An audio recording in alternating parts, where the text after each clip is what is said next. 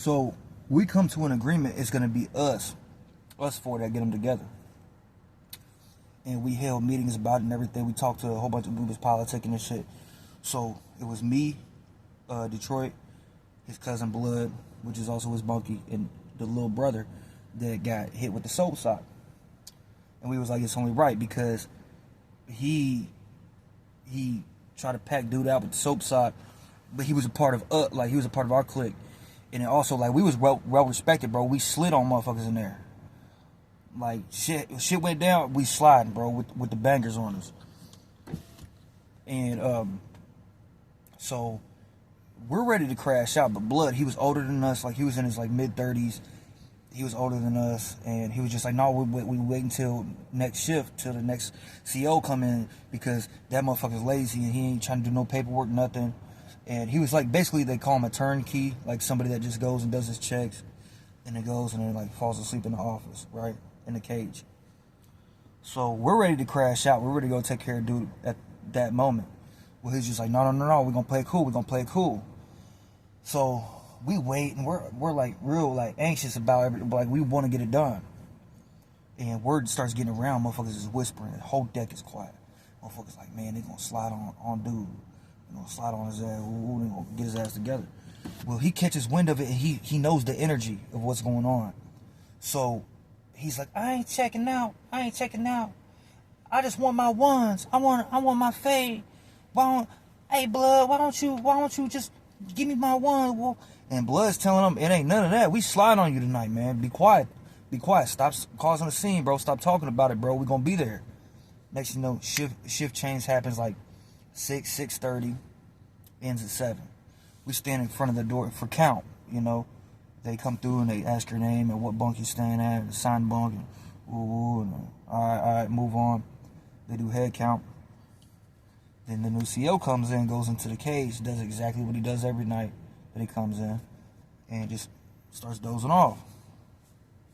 Next you know, Detroit comes and gets me. He's like, all right, hey, you ready? I'm like, yeah. I grab my bangers.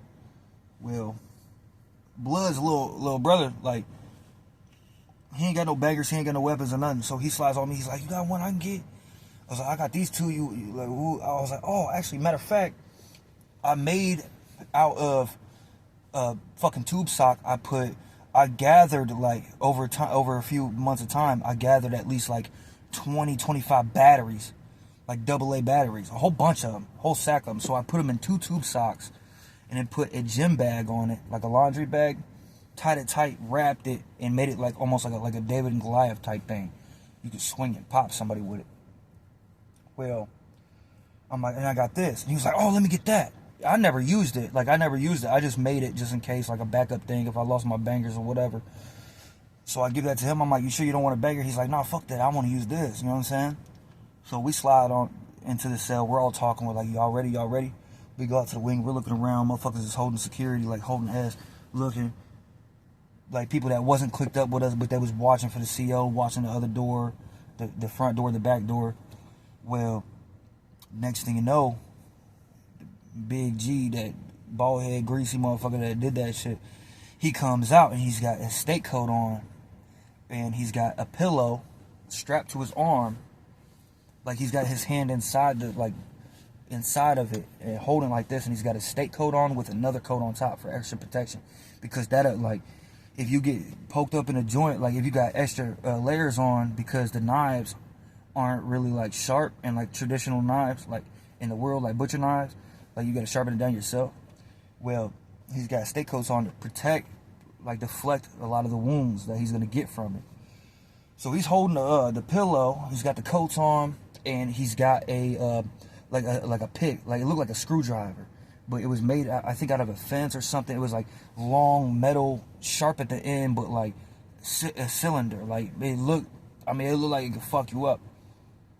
And he's holding it, and he's like this, and he's holding the pillow, and he's backing up. He's like, y'all get up out of my cell. Y'all get up out of my cell. I don't want to do this. I just want my ones. Next thing you know, me and Detroit standing side by side. Blood and his little brother go in first. Blood's little brother, he pulls out the motherfucker that I gave him, and he's swinging and looking at him like, you ready? You ready for it? You know what I'm saying? Like, they talking shit.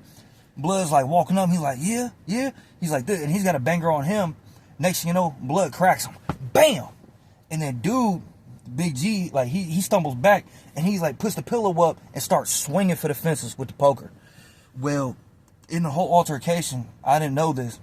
Blood got stabbed in his neck and in his nose, and it went like into his nose and like down. So it made his nose and his mouth like blood was pouring out. And then it went into his throat, into it like you ever, like when you was younger, you ever took a safety pin, like a needle, and put it under your skin, and it like don't really stab you, but like it goes under your skin. So it was like that, but it was kind of deep, so it turned purple and was like bleeding. So it hit him, but like that, and they pulled it out and shit. So like that's what it looked like, a big ass, like how you do a safety pin. But like Blood was so gangster, like he wasn't like, and he was from California, like he's a real Blood. He's from California. He's from LA. Well, he was so gangster, bro. When he got poked up, nobody knew because he just kept going. And he was poking the shit out of, he wasn't even hitting him like this. He was hitting him like this with a big one. And he, well, little bro, Blood's little brother, takes what I gave him and swings it and pops dude, Big G, on top of his head. And like I said, he was bald head, and you could see it. And Detroit even said that he saw it too, bro. It like his shit opened up and like splattered, and it was batteries everywhere. That's how hard he hit him with it. Like I thought I had the shit secured, but it was batteries everywhere, bro. Like you hear hitting off the cell. That's when all of a sudden me and Detroit we move in. I front kick him and I pull out my shit. Well, I already had it out, but I had my shit out and I front kick him. And then Detroit, he just sitting there, he's packing them up. He ain't got no weapons. We're stomping him into this corner. His blood just streaked down this wall. Like this dude, like he done lost the pillow, lost his screwdriver thing. His state coat's all ripped up. His blood is just pouring. And bro, we was doing them so bad, so bogus. And we was stuffing him in the corner. Fall. And just wouldn't stop. Bro, this shit went on forever. He had a bunkie that was actually from, like, I moved to, it's still North Indiana, but not really. I'm from the 2 and 9. I live in the 765 now. But he lives in the 765. He's from, and his bunkie, his name was Nutty. And he was a crazy ass light skinned dude. And he used to like be a professional MMA fighter. And I guess he had a debut on UFC at some point. I tried to look it up. I couldn't find the facts. But everybody in the joint that I was in said that was true. So like everybody knew that he could bump. Plus he did 9 months in SEG for attempted murder. But then he got off on self-defense. Well, he's sitting on his bunk. And that is Big G's celly. Well, we're doing this to him. And Nutty is like, he's like, all right, that's enough. So we tweak out on him. And we all got these bangers and shit. We're like, man, just sit back. So he's just like, oh, I'm just saying, bro, it's enough, bro. Y'all gonna unalive him. And, like, I don't know if that was their goal or whatever, but these is like my brothers. Like I'm clicked up with them, and like at the time, like, you know, I'm young, bro. I'm a soldier, bro. Soldiers don't ask questions.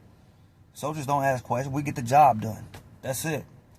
So I'm just going with whatever happens. I'm rolling with that. Fuck it. You know, plus I don't like dude. He's nasty. He's a predator. Like fuck him. My Ben didn't like his ass. So yeah, man. Next thing you know, white hats, sergeant on deck. They call it SOD, walking. That's what they yell. Sergeant on deck, SOD, walking. We run, we fan out, boom. We all go back to Blood cell, and we're checking each other for war wounds. Now all of a sudden we see Blood's face, his shit pouring, bro. Like got split, and like it was nasty in his neck. And we're like, bro, what the fuck? Take off your shirt. Let me see. And we're looking. He's got a couple like punctures on his back, but he's just so gangster. Like he's like, man, fuck that. He's like, fuck that. Get rid of everything. We fan out. Boom. We're throwing blicks out the window, the bangers out the window. We're throwing, bro. I had a whole brand new sweat outfit, gray sweat outfit that I bought off commissary. It was like a week old, and white cortline shoes. I got blood splattered, like splattered. It looked like Halloween spray blood, if you know what I'm talking about. All on my shoes, down like the shins of my pants from stomping and like it splattering up. And I had like splashes on my clothes. My knives were all bloodied up. There was batteries everywhere. We left those in the cell.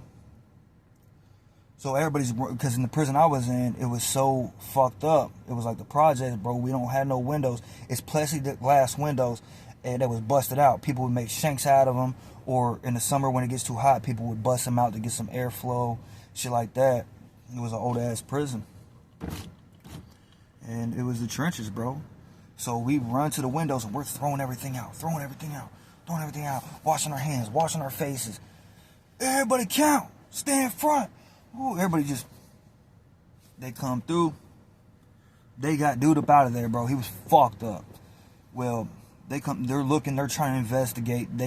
I don't know exactly how, maybe it's a miracle, but they didn't find out who was involved with it or whatever. Or maybe, I think the COs, low-key, I think the COs knew what the dude was doing, and they didn't like it, and they was happy that somebody got him together.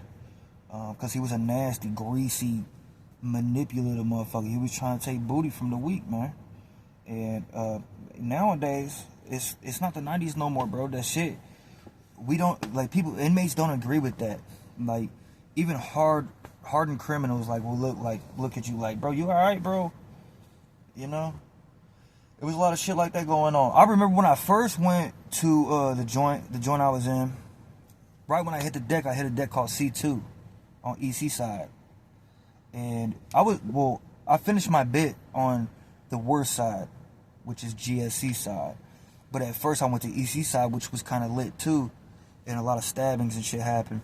But I go in there and I'm looking around and everybody's just like joking around about this dude getting his booty took or whatever. And I'm like, I'm laughing and shit, but I don't know the shit is serious. Like, I didn't know that it really happened. Well, come to find out, so in Indianapolis, there's Fatal 2-1s.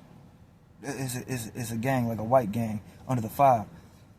Fatal 2-1s, and I believe it's West Siders. They call them West Siders. Well, they was like, man, bro, this big ass black dude came in here, and they took, he done took West Side booty. And everybody's like talking about it. Finally, I get the whole scoop, I guess. This big ass black dude came into the shower where the West Sider was taking a shower and basically told him, blood on my knife or shit on my, you know what I mean? So, what you want? How we doing this? And I guess he gave it up. He took his booty, man, right in the shower. And then dude checked out and filed a PREA on him, and they both got up out of there. So, it happens, but, like, it don't happen the way you guys think. But when it does happen, the majority of inmates are going to look at it like it's fucked up. Like, we don't agree with it. And people, you will get violated for it. You will get packed out, you know. So, 2025, that's what's going on in prison. Y'all got this whole fantasy about prison essays and all this and that. You know, you hear Fleece Johnson talking about it, bro. That shit, he was locked up in the 70s, bro. He did 40 years in prison. Of course that shit was going on back then. Nowadays, it's much deeper than that, man. You ain't getting away with it like that. You ain't gonna get your booty took no matter how soft you are. Like, it's really levels to it, man. They're gonna try your heart first. And if you ain't got no heart, then they're gonna try your backside. All right, y'all.